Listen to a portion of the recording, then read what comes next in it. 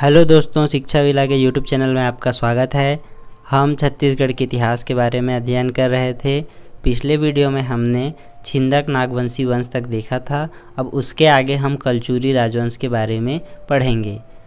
काकतीय वंश जिसने छिंदक नागवंशी वंश का अंत किया था, उनके बारे में हम बस्तर का इतिहास करते समय पढ़ेंगे।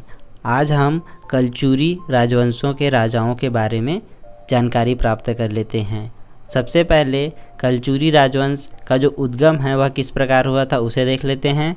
तो कलचुरी वंश के जो मूल पुरुष हैं, यानी कि जो पहले राजा रहे, वे थे कृष्णराज। इनका जो शासनकाल था वह 500 से 575 ईस्वी तक रहा। कृष्णराज के बाद उनके पुत्र शंकरगढ़ प्रथम राजा बने, जो कि 575 से 600 ईस्वी तक राजा रहे। इसके बाद शंकरगढ़ प्रथम के पुत्र बुधराज राजा बने, जो कि 600 से 620 ईस्वी तक शासन किया। इसके बाद कलचुरियों के इतिहास के बारे में अधिक जानकारी प्राप्त नहीं होती है एवं लगभग 150 से 200 वर्षों तक कलचुरियों की जो स्थिति है वह अज्ञात रही। इसके बाद 900 ईस्वी के लगभग कलचुरियों ने अपनी नीतियों का विस्तार किया और साम्राज्य विस्तार की नीति को अपनाया। इस समय एक राजा जिनका नाम सबसे ज़्यादा आता है वे थे वामराजदेव। वामराजदेव ने गोरखपुर प्रदेश को जीत लिया और अपने भाई लक्ष्मण राज को वहां की गद्दी पर बैठा दिया था। इसे आप ऐसे याद रख सकते हैं कि कृष्णराज पहले शासक थे, यानी मूल पुरुष थे। इनका शासनकाल 500 से 575 ईस्वी रहा। उसके बाद शंकरगढ़ प्रथम, उसके बाद बुधराज, उसके बाद 150 से 200 वर्षों तक अज्ञात अवधि और उसके बाद वामराजदेव। अब हम वामराजदेव के संबंध में थोड़ी जानकारी प्राप्त कर लेते हैं। वामराजदेव के शासनकाल में 2 राजधानियां रही, जिनमें पहली राजधानी कलिंजर एवं त्रिपुरी जो थी वह दूसरी राजधानी रही। वामराजदेव को त्रिपुरी के कलचुरी वंश का संस्थापक माना जाता है, यानी कि कलचुरियों की पहली राजधानी कलिंजर थी, परंतु वामराजदेव के शासनकाल में त्रिपुरी को उन्होंने राजधानी बनाया और त्रिपुरी में कलचुरी वंश के जो संस्थापक थे उनके रूप में वामराजदेव को याद किया जाता है। वामराजदेव के बाद अगले शासक आते हैं कोक्कल प्रथम। कोक्कल प्रथम ने 875 से 900 ईस्वी तक शासन किया एवं त्रिपुरी में स्थायी रूप से राजधानी स्थापित करने का श्रेय कोक्कल प्रथम को जाता है। कोक्कल प्रथम एक शक्तिशाली एवं प्रतापी राजा थे। उनका विवाह हुआ था चंदेल वंश में एवं उनकी पुत्री का विवाह राष्ट्रकूट वंश के कृष्ण द्वितीय के साथ हुआ था। इससे आप उसकी निरंकुशता एवं उसकी शक्ति का अनुमान लगा सकते हैं। कोक्कल प्रथम के 18 पुत्र थे, जिनमें से उनके जो सबसे बड़े पुत्र थे शंकरगढ़ द्वितीय मुक्ततुंग, इन्होंने 900 से 925 ईस्वी तक कोक्कल प्रथम के बाद त्रिपुरी की गद्दी को संभाला था। कोक्कल प्रथम के बाद उनके बड़े पुत्र शंकरगढ़ द्वितीय मुक्ततुंग के बारे में हम थोड़ी जानकारी प्राप्त कर लेते हैं। इनके संबंध में जानकारी बिलहरी अभिलेख से होती है। इसमें लिखा है कि मुक्ततुंग ने लगभग 900 ईस्वी में कोसल के नरेश को पराजित किया एवं कोसल क्षेत्र पर अधिकार कर लिया था। मुग्धतुंग का जो क्षेत्र था वह बहुत बड़ा था, इसीलिए उसने अपने अनुजों यानी कि छोटे भाइयों को त्रिपुरी के जो निकटवर्ती मंडल थे उनमें मंडलाधिपति बनाया और शेष को बिलासपुर जिले के जो क्षेत्र थे, जो मंडल थे, उनमें मंडलाधिपति बनाया। इनमें एक जमींदारी थी लाफा, इसी के अंतर्गत तुमान आता था और यहाँ वे शासन करते थे। शंकरगढ़ द्वितीय मुक्ततुंग के बाद भी मंडला अधिपतियों के द्वारा संपूर्ण क्षेत्र का शासन कार्य चलता रहा, परंतु कलचुरियों की सत्ता कमज़ोर हो जाने पर यहाँ यानी कि दक्षिण कोसल क्षेत्र के जो स्थानीय सोमवंशी शासक थे उन्होंने उन्हें पराजित कर दिया एवं कलचुरी वंश के जो क्षेत्र थे उन पर आधिपत्य स्थापित करके पूरे कोसल क्षेत्र पर अधिकार कर लिया। उस समय कलचुरी वंश के जो राजा थे वे थे लक्ष्मण राज। लक्ष्मण राज ने अपने पुत्र कलिंग राज को दक्षिण कोसल क्षेत्र में युद्ध के लिए भेजा और उन्होंने सोमवंशी शासकों को पराजित करके तुमान सहित जितने भी दक्षिण कोशल के जनपद थे उनको जीत लिया और कलचुरी वंश की वास्तविक सत्ता को स्थापित कर दिया। अब हम राजा कलिंग राज के बारे में देखेंगे, जो कि दक्षिण कोशल में कलचुरी वंश के वास्तविक संस्थापक माने जाते हैं। कलिंग राज ने अपनी पहली राजधानी के रूप में तुमान को चुना, यानी कि कलचुरियों की जो पहली राजधानी कौन सी रही है, तो वे रही है तुमान। और छत्तीसगढ़ में यानी दक्षिण कोशल में कलचुरी वंश के वास्तविक संस्थापक किन्हें कहा जाता है, तो ये कलिंग राज थे, जिन्हें दक्षिण कोशल में कलचुरी वंश का वास्तविक संस्थापक कहा जाता है। कलिंग राज के संबंध में जानकारी पृथ्वीदेव प्रथम के अमोदा ताम्रपत्र से होती है कि इन्होंने तुमान में शासन करते हुए अपने शत्रुओं पर विजय प्राप्त की थी। कलिंग राज के बाद उनके पुत्र कमल राज उनके उत्तराधिकारी और दक्षिण कोशल क्षेत्र के राजा बने।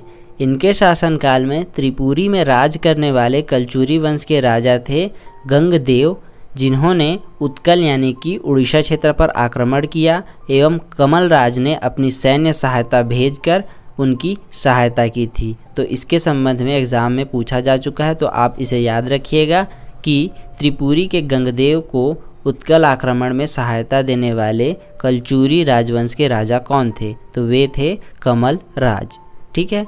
कमल राज के बाद अगले शासक जिनका नाम आता है वे थे रत्नदेव अथवा रत्नराज प्रथम।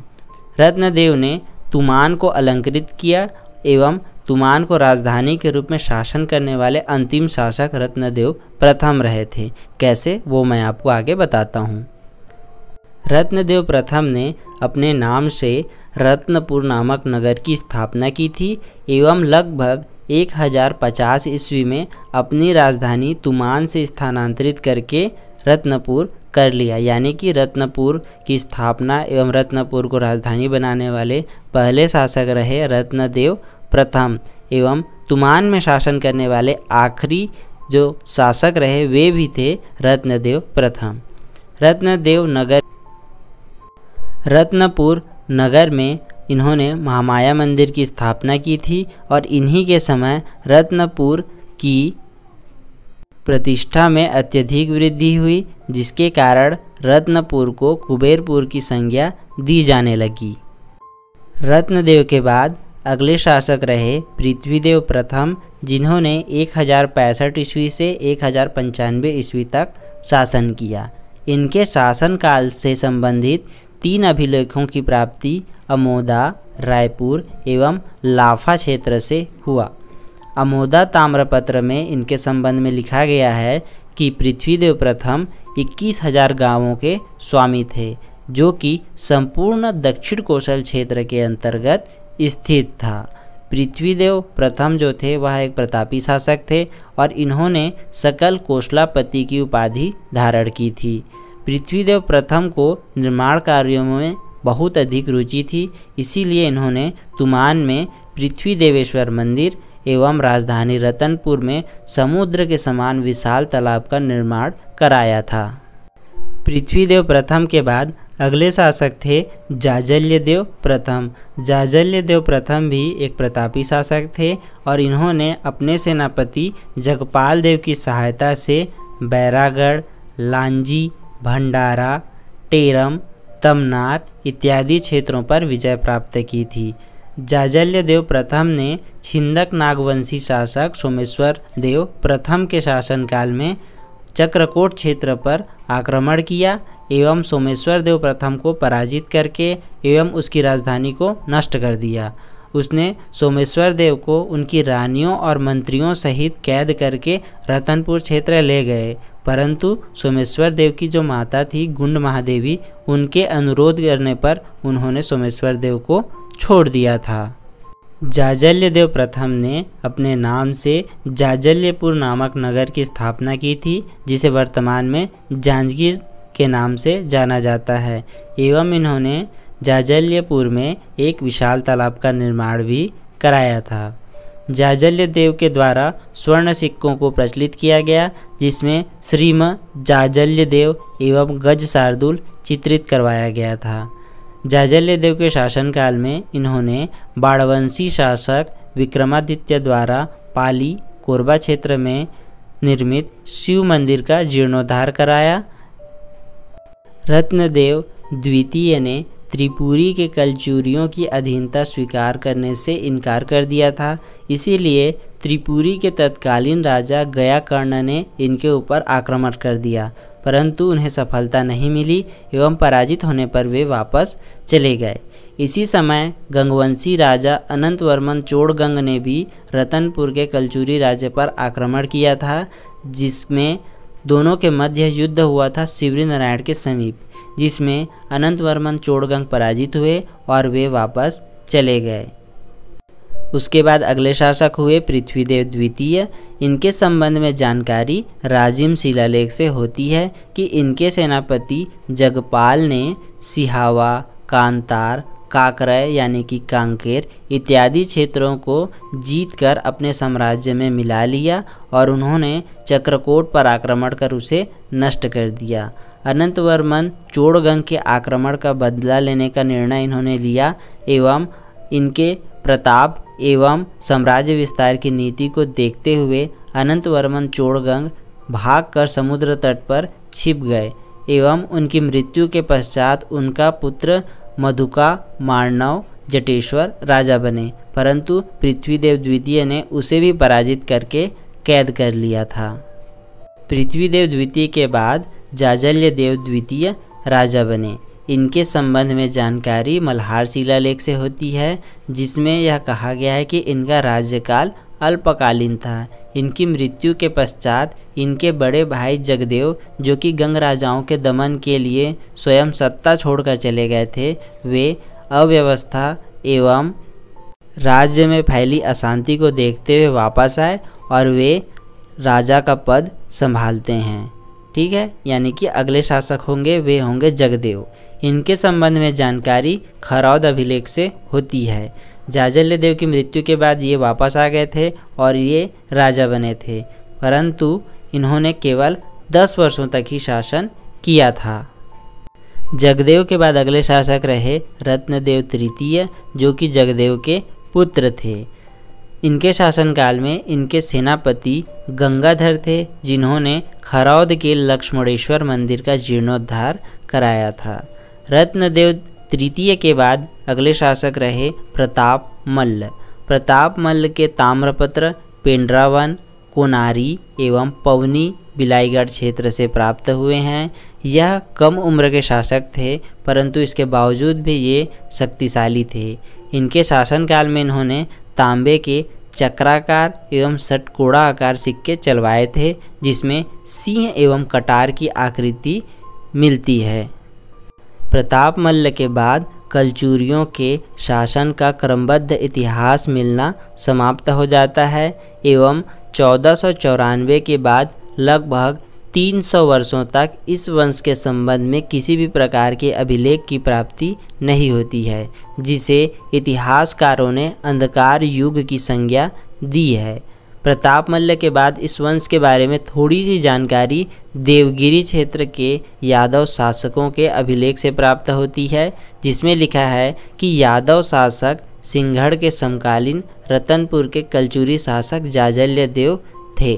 जाजल्यदेव के संबंध में स्पष्ट जानकारी नहीं हुई है, परंतु इतिहासकारों ने इन्हें जाजल्यदेव तृतीय के रूप में स्वीकार किया है। अंधकार युग के संबंध में कुछ अन्य जानकारी अंधकार युग के बाद प्रथम शासक रहे बहरेंद्र शाह के कोसगई अभिलेख से होती है, जिसमें लिखा है कि उनके पूर्व सिंहगढ़, अधीर, मदन, ब्रह्मा, रामचंद्र और रतन सेन नामक शासकों ने शासन किया था।